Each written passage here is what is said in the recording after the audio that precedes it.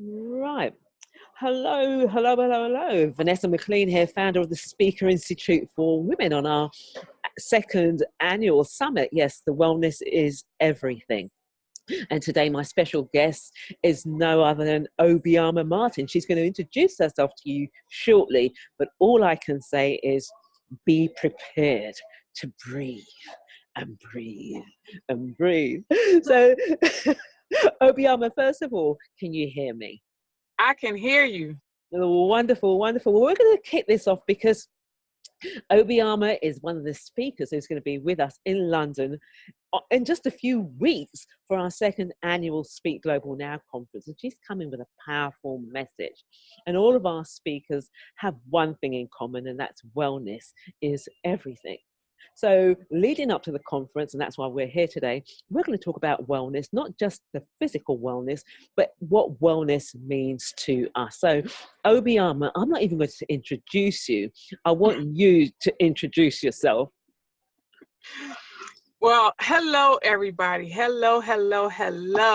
I'm so excited. Let me just say thank you for the opportunity, Vanessa. Thank you for the platform that you have created so that we can have this conversation about wellness. And just thank you for thinking it not to be selfish, to just create a space so that we can focus on wellness. One of the things that I like to say to people all the time is that the best gift that you can give anybody is a healthier you, right? And so we have to learn how to pause so that we can do that. And so my name is Obioma Martin. I am based in the Philadelphia, Pennsylvania area of the region on the East Coast of the USA. Very excited for the opportunity to share my story, to share this platform, and to have this important conversation about wellness. And so I go by the Breathe Coach.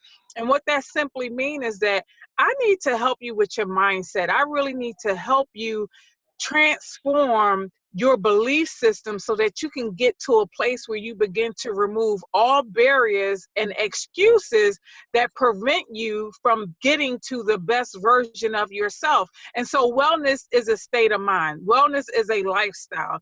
And in order to get there, you have to first believe that you are worthy. And a lot of times we are not taking the time to take care, to practice self-care, because we have placed everybody else's care as a priority over our own. So that's number one. You know, you just hit a point, and I think it's going to be something that a lot of women in England are going to resonate with, because we're of a baby boomer age, and there's quite a lot of us who are taking care of family and elder relatives. So that is something that I'm sure you're going to be bringing the 991 on, or the 911 on. Absolutely, because you know what, Vanessa, we do such great, amazing, phenomenal jobs being caregivers, right? We were created to care. We were created to nurture, but not just other people. We have to nurture us. Absolutely. We have to nurture our souls. We have to nurture our spirits, our bodies, because we can only be as good as we are. And so if we're broke down, if we're sick, and we are of a mindset that is of, brokenness, how healthy can I be in a relationship to my sister or to my brother, and I'm coming from a broken place? That's not wellness. That's not wellness. And then what kind of stamina can I have if I'm always tired because I'm not eating right? And I'm eating foods that is depleting my energy. And I'm an emotional eater. Like when we talk about wellness, it's the holistic perspective. Obioma, listen, we met recently when I was down in Washington, and I felt, not only did I see your energy, I felt your energy. And one thing I really took away was how can she do so much in one day? What is it? So listen, we need to find about, what is your strategy? Prayer. Like really prayer, meditation.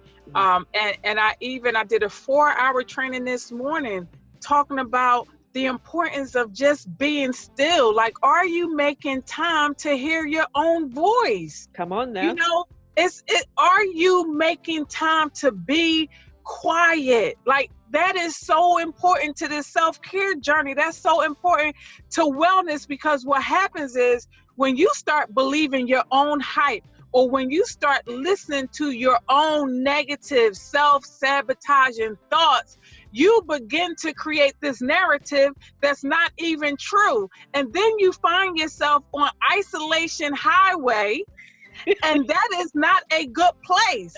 And what happens is this narrative you've created, you started to believe, and you're being tormented by your own thoughts. And then you start thinking that other people is thinking this way about you, and they're not. You know what that sounds like? That sounds like insanity. It is insanity. It is. This is why we need to be in covenant relationships with our sisters and with our brothers, so that we can have accountability. Because when we're left to our own selves, that's not a good thing. That's not wellness. That's insanity. And mentally, you are harassing yourself. There's nothing well about that. Wow.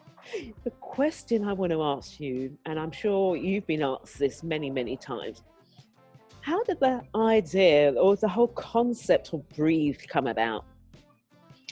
It came from a place of brokenness. It came from a place of brokenness. It came from a place of depression and despair and isolated. So I am passionate, and you feel this energy is because I'm on the other side of it. I'm living a life victoriously because I know what it's like to be isolated. I know what it's like not to have a support system. I know what it's like to literally be so dark or in a dark place where I don't want to be around nobody. And I don't want nobody to see the hell that I'm living with on the inside.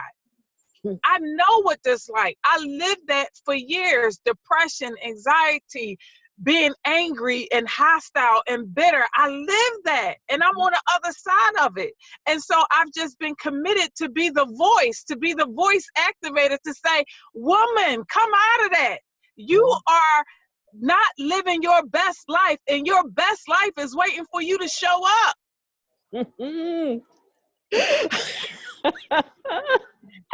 Wow. Listen, you're not going to hold any prisoners at all. You are coming full throttle. I'm not. Listen, I'm not coming 13 hours to be quiet. You see, you spoke about something a little while ago, and I think it's really important, something that I practice, the quiet times and the meditation. Just talk about why that is so important. Well, so here's the thing. I am a full-time mom. I am a full-time educator. I am a full-time coach. I have 4 businesses, and there's such a demand on my time. There's such a demand on my cognitive. I can't hear you. I can't hear you. You're on mute. To give advice. They are dependent on me to feed them, whether that's in the natural, whether that's spiritually, whatever the case may be. And so I had to learn how to start making me a priority. I had to learn how to start loving me. Like, Vanessa, I really had to start falling in love with me and discovering who I was, because I didn't know who I was. I was blending in and on autopilot, and I would just get up and go through this